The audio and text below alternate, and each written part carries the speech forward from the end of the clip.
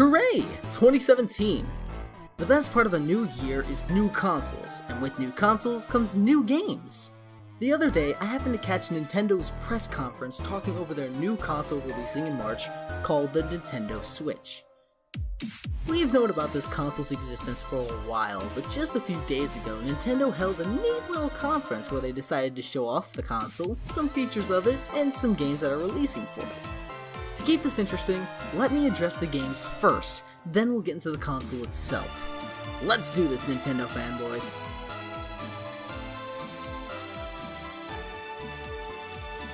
I'm only gonna talk about the games I'm actually interested in. If I talk about all of them, it'd drag this video out forever. So let's just jump right into this.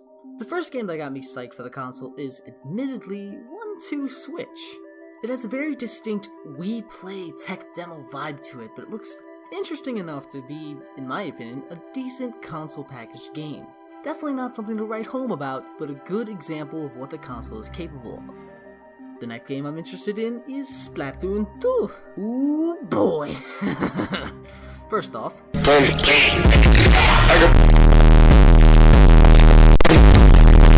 I'm sorry, I really just couldn't help myself. The biggest thing that interests me is the fact that the game looks like the original, but better. A good comparison to explain my thought would be Borderlands to Borderlands 2, or Borderlands 2 to Borderlands pre-sequel. The same, but better in every way possible. I just can't wait to see official gameplay. This is definitely the reason I'll be hogging my friend's Nintendo Switch when I go to their house, because I'm certain I'll have one or two Nintendo freaks that'll grab it on release. Well, this game and games! This game looks like Punch-Out on steroids, fed to a Slinky factory, then force-fed Mario's Spring Power-Up. ARMS has such a good look to it, it's very easy on the eyes, I just absolutely adore the character designs. The gameplay looks fast and simple to learn, but also complex and difficult to master, similar to Smash Bros. This game will definitely be something to keep an eye on. I can definitely see it going at least to Smash Bros. Brawl's height. Maybe not Melee, but definitely at least Brawl's. Finally, because no one will shut up about it, and I admit it did pique my interest with the trailer shown in the conference, Legend of Zelda Breath of the Wild. I know absolutely nothing about this new game coming out, and I'd only say I'm interested in it in the hopes it could potentially live up to my expectation of further Legend of Zelda games going forth into this glorious new world of new technology and storytelling possibilities. I'd rather keep completely uninformed in the hopes it turns out as good as people are trying to hype it up to be, rather than it being a disappointing mess and me being able to see it from miles away.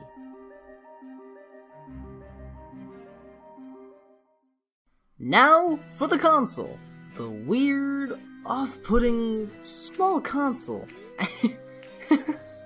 I have very little good to say about it, and a lot of skeptical points to make, so let's just start off with the good to get it out of the way.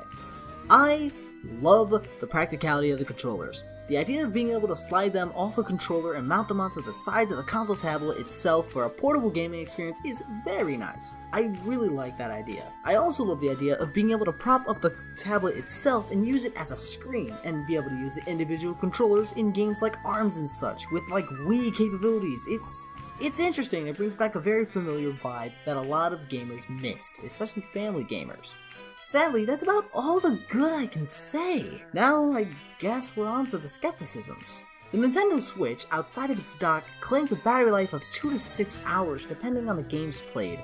Now, there's only a rough guess of the types of games that drag the battery that low, like Skyrim and other Bethesda games, really resource-heavy ones. But will there be a way of knowing just how demanding a game is on its portable battery before buying? If they leave it all up to consumer trial and error, then they're just setting themselves up to fail. Let's just say Skyrim or any Bethesda giant AAA game like that will drag the battery down to 2 or 3 hours of battery life, but Splatoon 2, a Nintendo title, drags it only down to 4 or 5 hours. The consumer could come to the conclusion that the console can't handle many third-party games like Skyrim, discouraging future producers and consumers, incentivizing that there's some sabotage going on. Not to mention the types of games you'd even want to play on the go. I'd much rather play some Skullgirls or some other fighting games, or racing games rather than an RPG, which is really what they seem to be marketing. How would constant internet connection affect the console's battery life as well? None of this has been answered, and it truly doesn't bode well for the mobile concept, and only leads me to believe less and less in its capabilities, its possibilities, and really leads to it being nothing more than a gimmick. Next, why are they giving us very vague answers in response to us asking about its specifications? I would completely understand in the terms of confidentiality. I don't want other companies knowing my secrets either.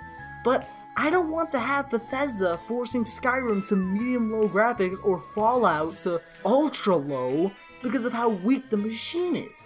I'd like to know what we're looking at so I can know what to expect from the developers who are going to be using this technology. Yeah, Nintendo games look wonderful, but keep in mind, those were tech demos, and also, they make the console. They know every single nook and cranny that they can pinch and squeeze to get that extra bit of performance that you not see out of third-party developers because they might not know it. It's really just a nitpick to me, but it's still a very big reason I remain skeptical of this whole idea. Finally, the elephant in the room. Why the hell is Nintendo? Nintendo of all people, the people who saved us from the gaming crash in the 80s.